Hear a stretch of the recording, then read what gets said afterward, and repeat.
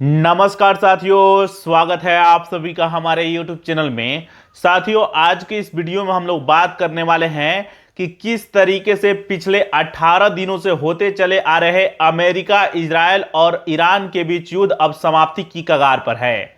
दोस्तों, आप सभी की जानकारी के लिए मैं बता दूं कि हमारा पड़ोसी मुल्क यानी भारत का जो पड़ोसी मुल्क चीन है, वह इसमें बहुत बड़ा रोल प्ले कर रहा है। दोस्तों, जब आप लोग यह जानिएगा और समझिएगा कि आखिरकार ईरान, अमेरिका और इजराइल के बीच हो रहे युद्ध को रुकवाने में चीन क्या भूमिका अदा कर रहा है, तो आपके पैरों तले फ्रेंड्स जमीन खिसक जाएगा। इसके बारे में मैं बताऊंगा फ्रेंड्स, लेकिन इसको समझने के लिए थोड़ा सा दो तीन चीजों को और समझना होगा। दोस्तों, जैसा कि आप सभी को पता होगा कि लगभग लगभग ईरान के 8 कमांडर और बड़े नेता को इजराइल और अमेरिका ने मार गिराया है। उसमें सबसे बड़े जो ईरान के नेता थे अली खामेनेई, उनको मार गिराया है। तो ये चीज़ आप लोग को पता होगा।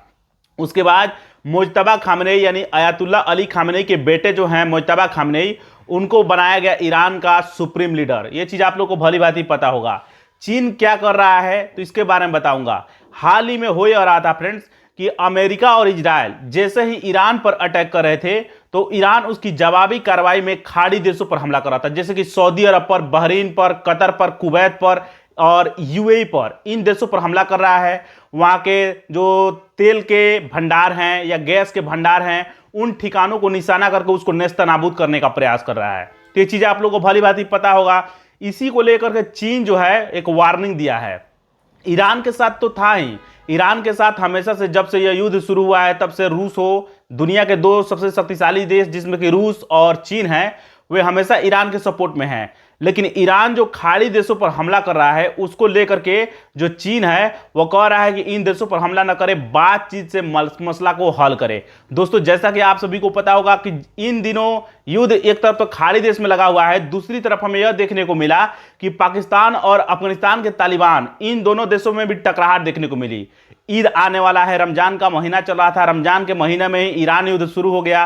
तो ये चीजें आप लोग को भली भांति पता होगा। लेकिन अब यह खबर निकल कर आ रही है कि ये दोनों युद्ध विराम की घोषणा किए हुए हैं कि ईद के अवसर पर कोई हमला नहीं करेगा।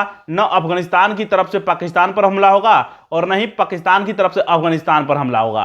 तो ये चीज ध्यान रखिएगा। चीन एंट्री मारते हुए क्या कहा है ईरान युद्ध को लेकर के कि यह युद्ध हम चाहते हैं कि जल्द से जल्द समाप्त हो, हम मध्यस्थता करने के लिए तैयार हैं, यह युद्ध को जल्द से जल्द समाप्त किया जाए।